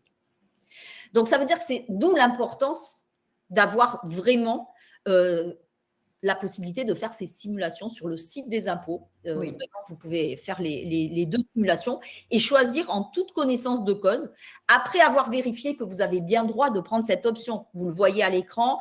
Pour prendre cette option, si vous créez en 2026, vous devez regarder votre avis d'imposition définitif des revenus 2024. Sur la première page, vous avez une ligne qui s'appelle revenu fiscal de référence. En dessous, vous avez le nombre de parts de votre foyer fiscal. Vous le divisez par le nombre et il ne faut pas que pour chaque part, ça dépasse 29 315 euros. Ce montant, il augmente un peu tous les ans et donc il faut toujours avoir déjà la possibilité. Donc, c'est la première chose à faire. Est-ce que j'y ai droit? Est-ce que j'y ai pas droit? Et après, au mois de septembre, comme j'ai reçu mon avis définitif de l'année précédente, je vais pouvoir faire des simulations pour l'année suivante. Pourquoi? Parce que les impôts vont demander, si vous souhaitez changer d'option, ce qui est possible tous les mois de septembre, et via une demande depuis votre espace en ligne auto-entrepreneur.ursaf.fr ou depuis l'appli mobile auto-entrepreneur, eh bien, il va falloir que vous fassiez des simulations pour savoir si sur l'année suivante, ce serait intéressant de changer d'option. Et il faudra toujours vérifier, est-ce que j'y ai droit? Est-ce que j'y ai pas droit? Est-ce que je peux conserver cette option? Est-ce que je ne peux pas la conserver? Et dans ce cas-là, il faudra la dénoncer si un jour vous avez énormément de chiffre d'affaires, ce qui sera la super bonne nouvelle, mais que malheureusement, vous aurez dépassé ce revenu autorisé et vous n'y aurez plus droit parce qu'autrement, les impôts feront une régularisation. Dans l'autre sens, si vous prenez le versement libératoire en disant oh, c'est pas grave, on verra plus tard et que vous avez payé des impôts alors qu'avec la déclaration classique, vous n'en auriez pas payé, eh bien, les impôts ne remboursent pas parce que c'est votre choix d'avoir pris ce versement libératoire. C'est toujours un peu complexe, cette partie-là fiscale pour les auto-entrepreneurs. On a fait des webinaires aussi côté URSSAF que vous retrouvez sur notre site, sur notre chaîne YouTube ursaf.fr. N'hésitez pas à faire des simulations, à prendre un rendez-vous éventuellement avec votre centre des impôts pour aller, si vous ne savez vraiment pas faire ces simulations, pour vraiment, mais arriver par contre avec un prévisionnel où vous n'allez pas dire « Ah, je ne sais pas trop, etc. » C'est « J'ai ce prévisionnel ». Ou vous faites une demande par mail, etc. Enfin, vous pouvez avoir des conseils de la part des personnes qui vous accompagnent. Voilà, il y a toujours des solutions pour pouvoir trouver la meilleure solution et la situation qui va être la plus adaptée à votre situation. Et du coup, tu as répondu à 2 questions qui étaient, est-ce que c'est réservé aux auto/micro-entrepreneurs le versement libératoire? La réponse est oui, c'est vraiment quelque chose de très particulier.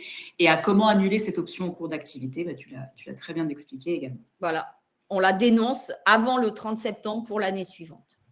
Et sauf au début, si on s'est trompé, quelques-uns qui ont un peu peut-être déclaré rapidement sur le guichet unique de l'INPI ou qui ne se souviennent pas trop en fait de ce qu'ils ont déclaré, parce que ça peut arriver aussi. Vous avez 3 mois au départ pour modifier cette option.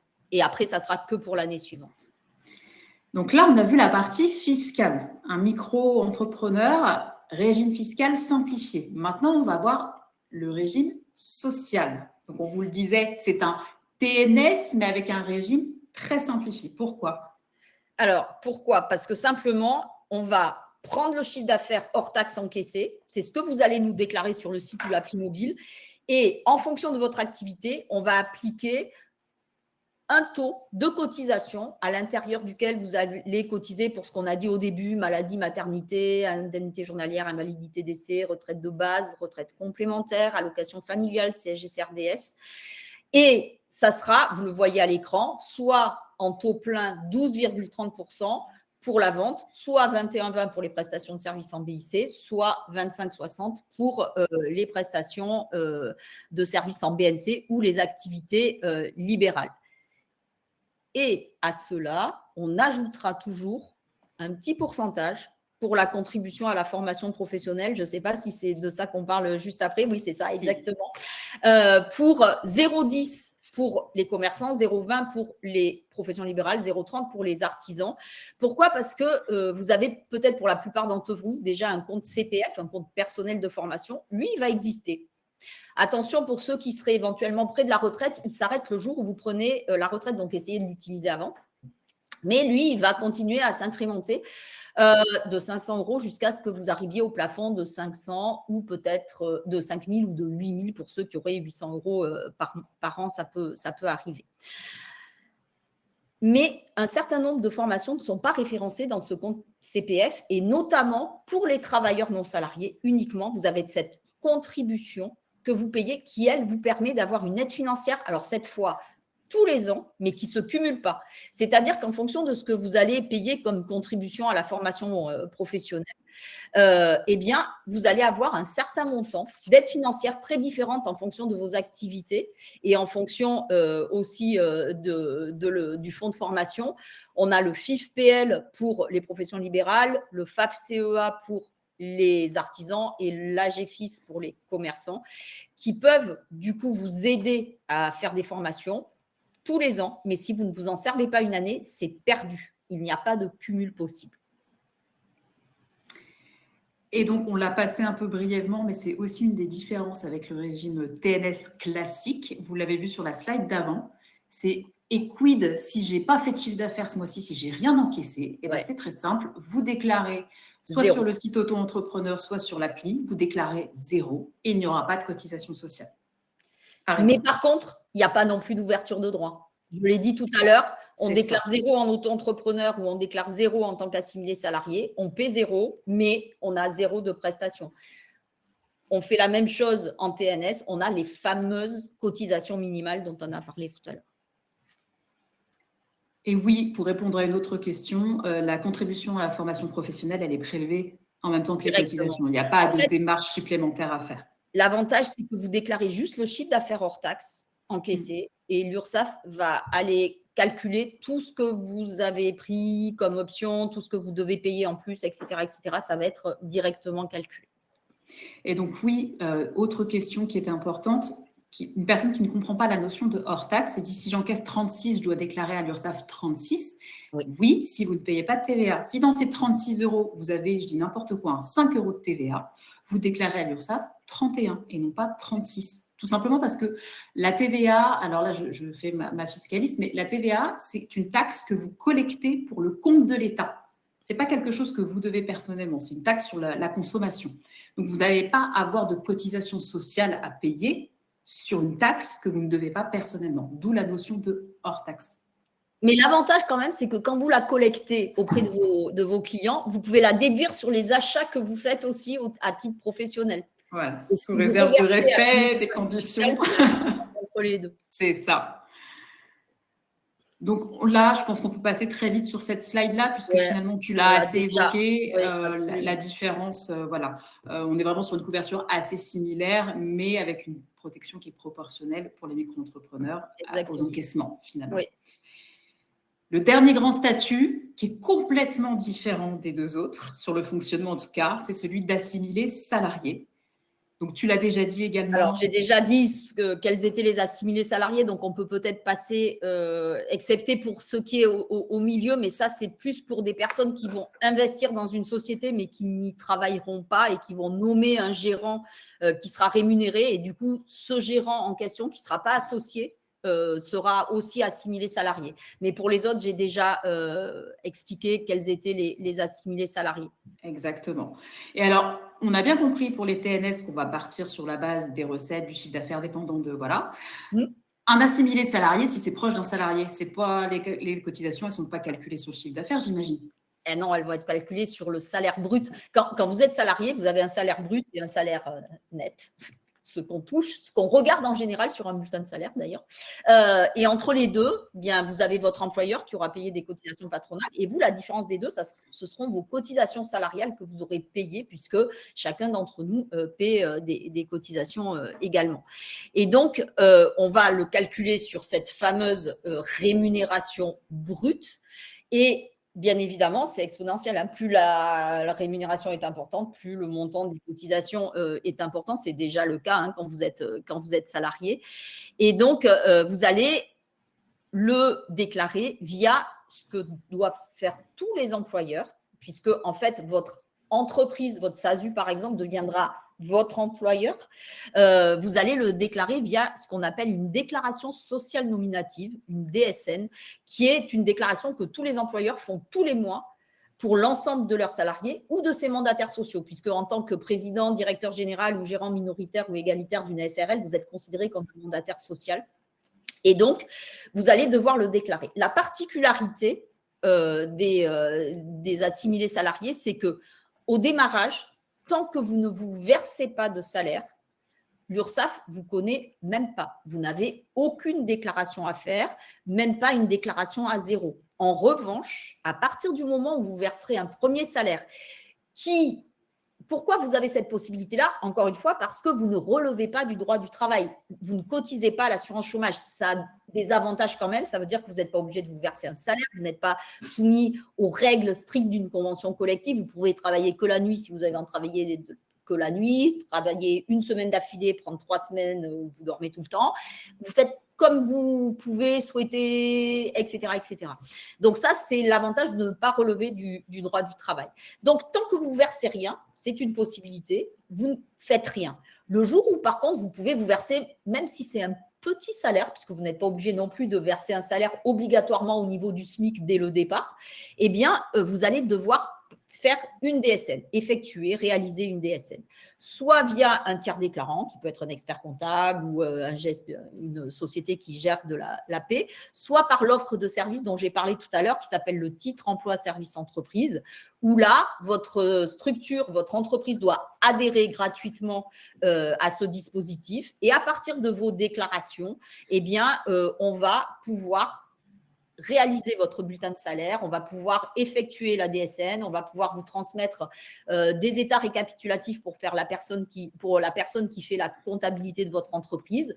Vous allez avoir un décompte de cotisation où, encore une fois, vous paierez tout à l'URSSAF et si vous êtes imposable, on fera aussi le prélèvement à la source.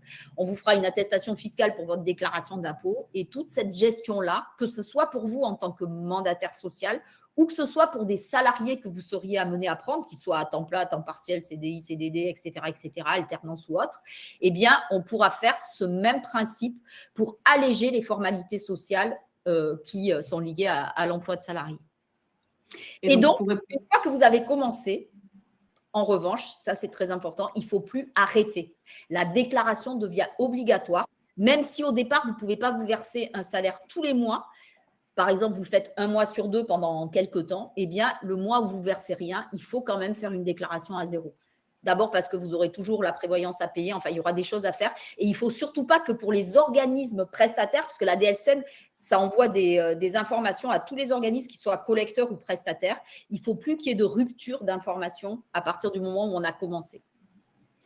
Et alors, on a quand même des questions sur les statuts juridiques. Donc oui, gérants de SARL minoritaires ou égalitaires sont des assimilés salariés. Les majoritaires sont des TNS. Alors, je vais prendre un petit exemple peut-être vite fait, comme ça, on y va. Imaginons, je crée une entreprise avec Julie, une SARL. On est toutes les deux 50% des parts chacune, mais c'est Julie qui est gérante. Elle est égalitaire, on est d'accord, 50-50, gérante égalitaire. Elle va être considérée comme assimilée salariée. On reprend toujours avec Julie, elle a 49% des parts, j'en ai 51, mais c'est toujours elle qui est gérante. Elle est minoritaire, toujours assimilée salariée.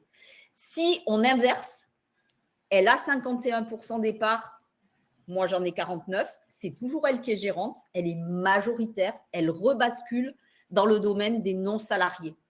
Et imaginons, on est à 50-50, mais on est co-gérante de l'entreprise. On va cumuler nos 2 parts. Du coup, ça va faire 100% et on sera toutes les deux majoritaires, toutes les deux travailleurs non salariés. Voilà, ça donne peut-être un petit exemple plus précis. Plus précis. Donc, petit comparatif là encore, mais on l'a beaucoup évoqué. Ouais. Peut-être une question qui revient à plusieurs reprises. On nous demande, du coup, pas d'assurance chômage pour les assimilés salariés non plus. Non plus, c'est le côté assimilé qui fait que ce n'est pas un vrai salarié. C'est vraiment le ne point. Ne relevant plus du droit du travail, on ne cotisant plus à l'assurance chômage. Exactement. Mais par contre, il y a tout le reste. D'où la différence, hein, si on devait prendre un peu rapidement un montant. Les auto-entrepreneurs, on va dire, ils sont entre 12,3 et 25,6, alors avec la formation un tout petit peu plus. Les travailleurs non salariés, sur les revenus, on est à peu près à 50%. Tout à l'heure, je l'ai dit, je fais un arrondi parce que c'est plus facile à calculer. Les assimilés salariés, ils sont plutôt à 80%, cumul des cotisations salariales et patronales du salaire net. Et là, par contre, dedans, vous avez déjà, par rapport à tout le reste, en plus des travailleurs non salariés, on va faire un focus jusqu'à en plus, il y a bien sûr la prévoyance, la mutuelle qui est intégrée, puisqu'aujourd'hui, c'est une obligation depuis 10 ans d'avoir une mutuelle dans l'entreprise. Il va y avoir le taux accident du travail, maladie professionnelle, qui peut être quand même très différent en fonction des activités que vous avez. Il va y avoir aussi le fait que vous cotisiez pour l'assurance pour les allocations logement, l'autonomie. Voilà, il va y avoir un certain nombre de choses, plus des prévoyances que vous pouvez mettre en plus de votre obligation légale, etc., etc. Donc, on est vraiment sur quelque chose, bien sûr, de plus élevé, mais qui est aussi beaucoup plus complet dès le départ. Et alors, j'ai quelqu'un qui a un scénario utopique, mais la réponse peut peut-être intéresser, qui se dit, mais du coup, on a 6 000 salariés, si je ne me verse jamais de salaire et que des dividendes, pas de cotisation. Alors, il entend bien que dans ces cas-là, pas de retraite, etc. Mais il se dit, si je choisis de me verser que des dividendes, pas de cotisation sociale. Alors, il n'y a pas que pas de retraite, il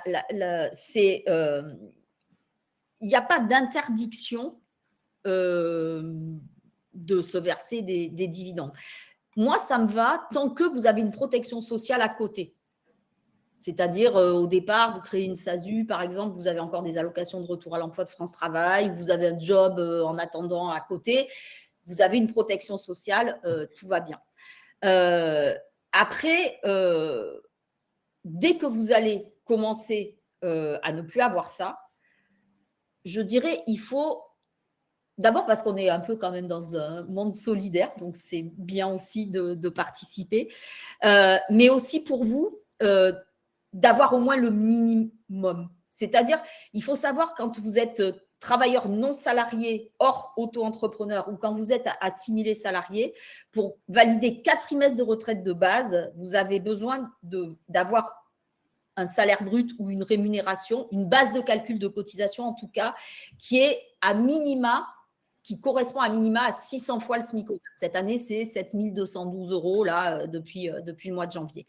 Ça veut dire que, vous voyez, avec un salaire globalement de un peu plus de 600 € par mois, vous arrivez à vous valider des trimestres de retraite. Et aussi, attention, toujours pareil, s'il vous arrive quelque chose, si vous avez 0 de cotisation, vous avez 0 d'indemnité journalière maladie et du coup 0 de prévoyance, etc., etc. Donc, vous vous retrouvez tout de suite en situation compliquée si ça doit durer. Voilà. Et puis alors, je remets 30 secondes ma casquette de fiscaliste, mais c'est aussi un calcul fiscal à faire. Là, Agnès a sa casquette protection sociale, mais là, je mets la casquette fiscale. C'est qu'on est sur du PFU, le prélèvement forfaitaire unique, ou de la flat tax, dépendant de comment vous la connaissez. Donc, ce n'est pas le barème progressif qui s'applique sur les dividendes. C'est un taux d'imposition forfaitaire qui inclut de l'impôt sur le revenu et de la CSG.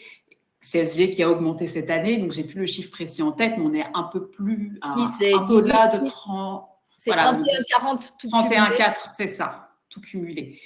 Donc, c'est aussi un calcul à faire fiscalement parlant, parce que sur le papier, ça peut paraître joli, mais dépendant de ce que vous versez, la facture peut vite monter. Exactement. Et attention, parce que pour les assimilés salariés, vous avez effectivement que les entre guillemets, que les prélèvements sociaux et l'impôt sur le revenu. Alors après, vous pouvez aussi scinder en deux. Si vous avez un taux d'imposition très bas, vous n'allez pas prendre la flat tax parce que ça ne sera pas intéressant pour vous. Par contre, pour ceux qui auraient la même idée un peu côté indépendant, travailleur non salarié, attention parce qu'une très grande majorité de vos dividendes rentrent dans le calcul des cotisations, sont réintégrés et donc réintégrés dans le revenu. Donc, ça veut dire que là aussi, ça se réfléchit avant plutôt que d'attendre d'avoir payé de l'impôt sur la société, de se verser des dividendes après. Pour de toute façon, les réintégrer dans votre revenu, repayer des impôts dessus et des cotisations, voilà, ce n'est pas toujours la bonne solution. Et alors, en tout cas, je crois que ce qu'on peut conseiller quand même, c'est toujours de se verser un minimum de rémunération de salaire soumis à cotisation pour votre protection sociale. C'est ça. Quelqu'un te rejoint sur le chat, a fait la même réponse que toi par écrit, donc c'est parfait. Et oui, Gaëlle, pour vous aider à choisir le statut, n'hésitez pas à aller consulter ou un expert comptable ou un avocat ou même des réseaux d'accompagnement qui sont là pour ça, qui peuvent vous aider à penser à tous ces détails-là et à choisir le statut le plus adapté à vous. Avant qu'on passe rapidement, parce que je vois qu'on a déjà beaucoup débordé sur un statut particulier qui est celui des artistes, j'ai vu juste passer tout à l'heure, on rembobine une question sur le micro-entrepreneur. Une personne nous demandait, du coup, si je dépasse les seuils de franchise en base de TVA, forcément, je ne suis plus auto-entrepreneur. Eh bien, non. C'est faux, voilà, ça a changé pendant longtemps. Voilà, on dit la même chose, mais à l'envers. Pendant longtemps, les seuils du micro fiscal et les seuils de franchise en base étaient alignés de TVA. Donc, quand vous dépassiez ce seuil, vous perdiez tout, entre guillemets. Aujourd'hui, ça n'est plus le cas. Donc, vous pouvez très bien être micro-entrepreneur avec le régime social de faveur, le micro-social, et payer de la TVA. Ce n'est plus incompatible. Il faut savoir, juste pour vous dire en 2 secondes, les seuils TVA, le maximum, on ne va pas rentrer dans le détail, mais c'est 41 250 € pour les prestations de services et 93 500 pour la vente. Vous voyez que ce n'est pas du tout les mêmes montants de chiffre d'affaires globaux. Vous avez quand même jusque-là pour ne pas payer de TVA. Au-delà, vous êtes obligé de la payer, mais vous restez quand même au micro-social jusqu'aux 203 100 ou 83 600. Et donc, pour clôturer très, très brièvement, parce que là, on a vu les 3 grands statuts qui existent, mais il y a des cas particuliers également. On ne va pas revenir sur tous les cas particuliers, sinon on passe la journée ensemble. Je pense que tout le monde a faim. Mais on s'était dit que vous parlez un petit peu des artistes, c'était pas mal. Qu'est-ce que tu peux nous dire sur les artistes, Agnès ? Alors, ce sont aussi quelque part des indépendants un peu particuliers avec un statut spécifique et des régimes sociaux aussi qui sont bien précis pour eux. Aujourd'hui, les artistes-auteurs sont gérés aussi par l'URSSAF. Avant, c'était la Maison des artistes et la GESA pour les droits d'auteur, s'il y en a qui connaissent. Aujourd'hui, on a repris déjà dans un premier temps la collecte, puis maintenant la gestion depuis très peu de temps, quelques jours. Aussi, cette gestion de l'affiliation des artistes-auteurs. Et donc, ça veut dire quoi ? Ça veut dire qu'il va y avoir des particularités, mais qu'il y aura quand même un régime social avec aussi des cotisations qui sont moins élevées. On a aussi le fait que ce soit géré par une seule URSSAF à notre niveau, c'est l'URSSAF Limousin qui gère la totalité des artistes-auteurs. Ça sera vraiment votre interlocuteur. On a un site aussi qui s'appelle artiste-auteur.ursaf.fr. Vous avez en fait plusieurs possibilités. C'est très différent de tous les autres. Même s'il y a des mots qui sont un peu les mêmes, mais il va falloir déjà que vous releviez bien des artistes-auteurs. Quelquefois, c'est un peu compliqué. Ou quelquefois, on peut avoir plusieurs statuts, c'est-à-dire qu'on peut être auto-entrepreneur, mais sur une partie de son activité, on peut aussi être artiste-auteur. Et puis, on va avoir dans ces revenus, alors je vous laisse lire ceux qui relèvent vraiment du régime et vous pourrez les retrouver de manière plus détaillée, mais vous allez pouvoir avoir des revenus principaux qui sont vraiment directement en fonction de votre œuvre, que ce soit un tableau, que ce soit la création d'un scénario de cinéma, que ce soit des photos d'art vraiment un peu spécifiques. Et puis, vous pouvez avoir des revenus dits accessoires. Alors, il y a un certain montant à pas dépasser par an sur les revenus accessoires qui vont être ce qu'on appelle dans le prolongement de l'œuvre. Alors, ça veut dire simplement que vous allez faire un atelier autour de cela. Vous allez peut-être aller faire une conférence qui reprend l'œuvre que vous êtes en train de réaliser, etc., etc. Ce sont des revenus. Et après, au niveau des déclarations, il va y avoir plusieurs choses. Soit vous allez être plutôt en droit d'auteur, c'est-à-dire que en fait, vous avez un diffuseur qui va pouvoir avoir la possibilité de faire toutes les déclarations pour vous. Et ça veut dire qu'on va considérer que vous êtes en traitement et salaire. C'est-à-dire qu'en gros, vous n'allez pas avoir un bulletin de salaire, vous allez avoir, ça s'appelle de plein de façons, une note, on va dire. Un relevé de précompte, souvent, ça prend la forme d'un A4. Le précompte, c'est un accord, mais c'est encore un peu, il y a encore autre chose différent. Et en fait, votre diffuseur, il va tout payer à l'URSSAF et il va vous verser quelque chose de net finalement. Et vous vous occupez de rien, juste à vérifier une fois par an sur le site artisteauteur.ursaf.fr que les déclarations qui ont été faites, il n'en manque pas, que vous êtes d'accord avec vos diffuseurs, surtout quand vous en avez plusieurs, etc., etc. Ça, on va dire, vous n'avez pas de déclaration, vous n'êtes pas vraiment considérés comme indépendants. Et puis, il y aura le fait d'être vraiment indépendant. Et là, on aura deux possibilités qui n'ont pas vraiment quand même la même notion de ce qu'on a dit pour les autres. On peut être en micro-BNC, mais ce n'est pas du tout les mêmes calculs que les auto-entrepreneurs, ou on peut être au régime du réel pour pouvoir déduire ses charges, notamment quand on est amené à se déplacer énormément à l'étranger, par exemple. Et du coup, il va falloir faire des choix, là aussi. Les systèmes de déclaration ne sont pas les mêmes. Vous avez 4 déclarations dans l'année. Vous pouvez aussi faire de l'estimation de revenus. Vous pouvez aussi avoir des possibilités, bien évidemment, d'avoir un contact avec l'URSSAF Limousin pour être accompagné dans toutes ces déclarations. Vous allez vous ouvrir des droits, que ce soit pour la maladie, maternité, paternité, les prestations familiales. La retraite de base, la retraite complémentaire, elle ne se déclenche en fait qu'au bout à un moment où vous avez un peu plus de revenus, sauf si vous souhaitez réellement cotiser, c'est-à-dire faire de la surcotisation. Ça, c'est spécifique aux artistes-auteurs. Ça peut être considéré comme un avantage.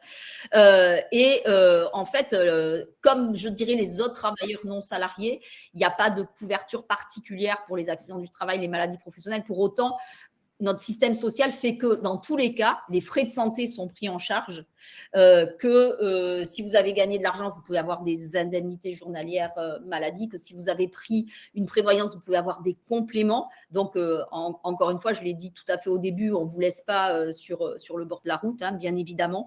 Et on peut toujours compléter ça si on veut pour cette partie accident du travail, maladie professionnelle, que ce soit pour les artistes-auteurs ou pour tous les autres non salariés, souscrire une assurance volontaire accident du travail, maladie professionnelle auprès de la caisse primaire d'assurance maladie.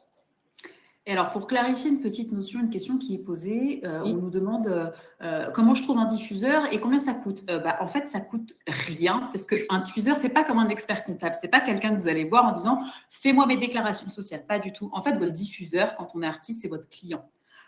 Demain, vous écrivez des articles, une revue, une maison d'édition vous achète les articles et décide de les publier à son nom, c'est votre diffuseur. Et donc après, vous avez le choix, soit d'utiliser ce système de précompte, même si c'est un peu plus précis que ça, mais de passer par le diffuseur qui va s'occuper de faire vos déclarations sociales et autres, hein, parce qu'ils font aussi vos déclarations de TVA, ils font tout. Soit vous décidez de vous gérer vous-même et donc de vous structurer, voilà. Mais ne raisonnez pas en disant il faut que je trouve un diffuseur. Non, c'est pas. Il faut que vous trouviez, mais il vous trouve tout seul en général. En fait, il vous paye pour votre travail. Ça peut être aussi, par exemple, vous écrivez une musique et c'est la SACEM qui va être votre diffuseur. En France, vous aurez des possibilités d'avoir aussi des diffuseurs étrangers. Là, par contre, ils ne peuvent pas rentrer dans du précompte. Il faudra que vous les déclariez différemment. Vous avez aussi des versements de droits d'auteur. Si vous écrivez un livre et que vous êtes édité, c'est l'éditeur qui va servir de diffuseur. Exactement. Et oui, on peut cumuler le statut d'artiste-auteur avec une SARL à côté. Ce n'est pas du tout interdit. Il faut juste bien garder en tête que si vous rentrez dans les cases de ce que l'URSSAF appelle un artiste, et je crois que Virgile vous a mis le lien vers la page dédiée aux artistes-auteurs, vous aurez des logiques différentes à appliquer pour votre SARL et pour votre statut d'artiste. Mais c'est possible. Un tout petit mot justement sur ce cumul. Aujourd'hui, franchement, on peut cumuler beaucoup de choses. Vous pouvez être artiste-auteur, vous pouvez avoir une activité auto-entrepreneur ou être gérant d'une SARL ou président d'une SAS, avoir un job salarié à côté ou être intermittent du spectacle. Pour nous, il n'y a aucun sujet. La seule chose qui ne se cumule pas aujourd'hui, c'est être auto-entrepreneur et avoir une autre activité où on serait travailleur non salarié, mais dans le cas classique, c'est-à-dire entreprise individuelle ou gérant majoritaire d'une URL SARL en tant qu'artisan, commerçant, profession libérale non réglementée. En revanche, vous pouvez très bien être auto-entrepreneur et être artiste-auteur et être au régime du réel. Tout ça, ça se cumule. Donc, n'hésitez pas à reposer des questions si vous êtes dans des situations où il y a un peu tout qui se cumule. Mais il y a beaucoup, beaucoup de choses aujourd'hui qui peuvent se cumuler.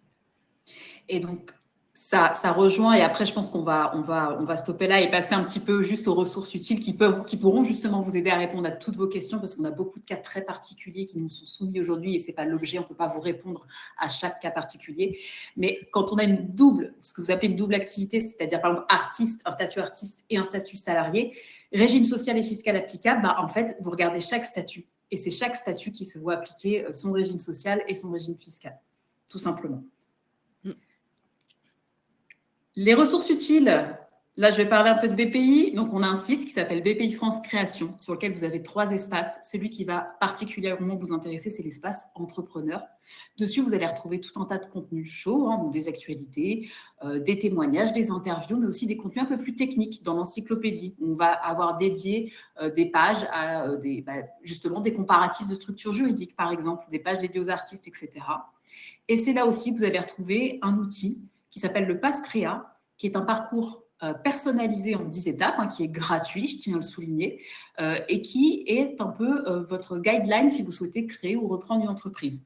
Vous allez voir dessus que vous allez avoir donc, un parcours pour vous guider, vous allez avoir des outils pour apprendre à pitcher, pour monter votre business plan, vous allez avoir un coffre-fort pour stocker vos documents, des tutos créa, tout ce qui est réseau d'accompagnement également, en fonction de votre adresse, de votre projet. On va vous proposer les réseaux qui sont adéquats pour vous. Donc, n'hésitez pas à aller créer ce Pass Créa. Encore une fois, c'est entièrement gratuit. L'URSSAF aussi n'est pas en reste, me semble-t-il. Alors oui, on a effectivement une chaîne YouTube sur laquelle vous pouvez retrouver vraiment beaucoup de vidéos, des webinaires. On en a justement il y a un mois et un jour. On en a fait 2 côté création sur les auto-entrepreneurs uniquement et sur les autres statuts uniquement. On a bien sûr aussi des webinaires sur des sujets un peu plus techniques. Enfin, vous pourrez retrouver des tutos, des vidéos, des motion design, tout ce que vous souhaitez. On est présent aussi sur les réseaux sociaux pour vous donner aussi de l'information. On a des lettres d'information régulières qui peuvent vous amener à avoir là aussi des informations. N'hésitez pas à regarder quand on vous laisse dans votre espace en ligne que vous avez un petit point rouge à côté de la messagerie. Allez voir ce qu'il y a dedans. N'arrivez pas directement dans l'espace déclaratif, passez par la page d'accueil où on met beaucoup d'actualités qui peuvent vous concerner, notamment avec des évolutions réglementaires. Voilà, on essaie vraiment de vous donner le maximum d'informations, mais quand vous devenez chef d'entreprise, il va falloir avoir aussi ce réflexe d'être toujours un peu en alerte et d'aller chercher l'information vous-même. Donc, aidez-nous à lire ce qu'on met en place. Et donc, ça, j'enfonce le clou, mais que ce soit au niveau de la fiscalité pour ma paroisse ou pour celle d'Agnès au niveau de la protection sociale, leurs équipes, les équipes de l'URSSAF, sont vraiment là pour vous aider. Ce ne sont pas des personnes à voir comme des ennemis. Si vous avez des questions, si vous avez un doute, là on parlait d'auto-édition, appelez ou contactez par mail l'URSSAF Limousin, ils sauront vous répondre. Tout à l'heure, il y avait aussi une question sur je vais dépasser le seuil de franchise en cours d'année, comment je fais? Signalez-vous auprès de votre SIE qui va vous fournir un numéro TVA et vous envoyer un guide pratique, tout simplement, plusieurs pages pour vous expliquer comment faire votre déclaration CA3, CA12 en fonction de ce que vous choisissez. Donc vraiment, n'hésitez pas à contacter ces équipes-là. On a toujours la casquette ou les lunettes, oh là là, contrôle, mais ils ont aussi un volet extrêmement important d'orientation, d'information et d'accompagnement. Donc il ne faut vraiment pas hésiter. C'est pour ça que j'ai commencé à dire qu'on devenait un partenaire. Exactement. C'est vraiment comme ça qu'il faut le prendre. Alors, c'est dommage, il y a plein de questions et je vais juste peut-être donner une info juste avant d'arrêter. Il y a une personne qui demande si on peut ne pas se payer en début entre l'ARE ou de France Travail ou l'ARS et l'ACRE côté URSSAF, déjà avec les acronymes, faire un différentiel. Bon, aujourd'hui, on n'en a pas parlé, mais c'est important aussi. Oui, bien sûr, vous pouvez ne pas vous verser de rémunération en tant que gérant d'une SARL. Dans un premier temps, continuer à percevoir vos ARE. Simplement, elles vont être diminuées. Vous allez avoir aujourd'hui, si vous avez un contrat de travail qui s'est arrêté depuis le 1er avril 2025, à partir du moment où vous créez une entreprise, que vous choisissiez l'AR ou l'ARS, là, une partie du capital, vous n'avez que 60% déjà. Et quand vous êtes en SRL, même si vous versez 0, que vous leur transmettez un PV de non-rémunération ou quelque chose comme ça, ils ne vous verseront dans un premier temps que 70% de ces 60% et attendront d'avoir votre déclaration d'impôt l'année suivante pour être sûr que vous ne vous êtes rien versé. Pourquoi? Parce qu'encore une fois, si éventuellement vous vous êtes versé quelque chose entre les deux, eh bien, ils ne vous verseront pas la totalité des 30%. Voir si vous êtes versé plus que 30, ils vont vous demander des remboursements. Et si vous vous étiez versé des dividendes, côté travailleurs non salariés, comme ils entreraient dans les revenus, ça viendrait aussi, il y aurait aussi des conséquences sur le montant de la RE. Ce qui n'est pas le cas quand vous êtes en SAS, puisque Si vous faites une déclaration comme quoi vous allez vous verser 0 pour l'année, ils vous verseront toujours que 60%, mais 100% des 60%. Voilà. Et dernière question, et après, promis, on arrête et je vous libère pour aller manger. Voilà, on nous dit pour avoir un compte URSSAF, est-ce qu'il faut que j'ai un SIRET? En fait, oui, puisqu'aujourd'hui, on a centralisé tout auprès du guichet unique, c'est-à-dire vous vous immatriculez auprès du guichet unique, et le guichet unique va prévenir l'URSSAF, il va prévenir les impôts, il va prévenir tout le monde, et en fait, ce sont ces organismes après qui vont revenir vers vous. Avec, pour l'URSSAF, par exemple, un courrier, on va vous dire, bah voilà, il va falloir créer votre compte URSSAF, voilà vos identifiants, créer votre compte, etc. Pareil pour les impôts. Donc, faites vos démarches auprès du guichet unique et les organismes sauront vous retrouver ensuite pour créer toutes vos plateformes. Et après, vous aurez un numéro interne, un peu comme dans tout ce qu'on prend comme contrat ou autre, avec des numéros de gestion, des numéros de contrat, des numéros internes, ça s'appelle comme vous voulez. Et grâce à ça, vous pourrez créer votre espace en ligne. Et retrouver toutes les équipes de BPI France Création. Malheureusement, Agnès ne sera pas présente, mais toutes les équipes de BPI France Création, en tout cas, seront bien présentes à BIG, à l'Accor Arena, à Paris, le jeudi 8 octobre. On sera là toute la journée. Je serai là, mes collègues juristes seront également présents. Donc, n'hésitez pas à venir nous voir si vous avez des questions. On sera à votre disposition pour vous répondre. En tout cas, un grand merci à tous. On a beaucoup dépassé, mais j'espère que vous avez pris autant de plaisir à être avec nous que nous avec vous. Et je vous souhaite un très bon appétit et une très belle fin de journée. Et beaucoup de réussite dans vos projets. Exactement. Merci Agnès.